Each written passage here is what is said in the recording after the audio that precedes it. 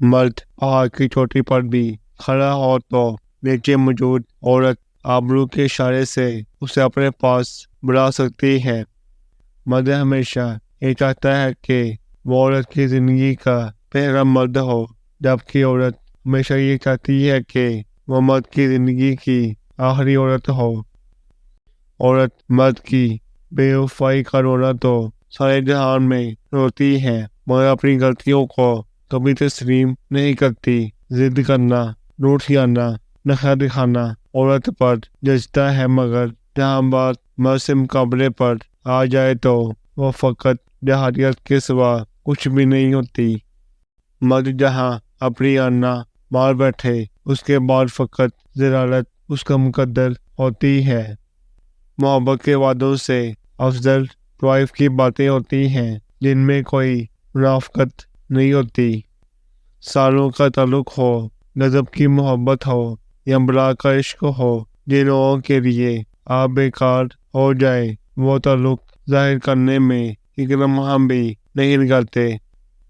عورت جب مرد سے جان چھڑانے پہ آتی ہے تو وہ مرد کی بات ٹھکرانے لگتی ہے، پھر وہ مرد کی محبت اور چاہت سے بھی بیزار ہو جاتی ہے۔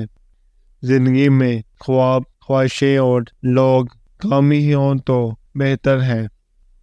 عورت اگر محبت کر بھی لے تو اقرار نہیں کرتی۔ مرد کو محبت نہ بھی ہو لیکن اقرار ضرور کر لے گا۔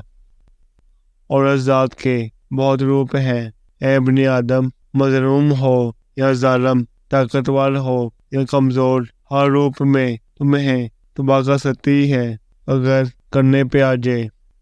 عزت بھی وہی دے سکتا ہے جو محبت کرتا ہو، خالی عزت کرنے والا دھوکے باز ہوتا ہے۔ عورت کو کسی بھی مقام پر چھوڑ دیتا ہے کیونکہ عزت چھوڑی جا سکتی ہے، محبت نہیں۔ اس گھر کی عورت کی آنکھوں میں آنسو ہوتا ہے، اس گھر کے مرد کی جیب ہمیشہ خالی رہتی ہے۔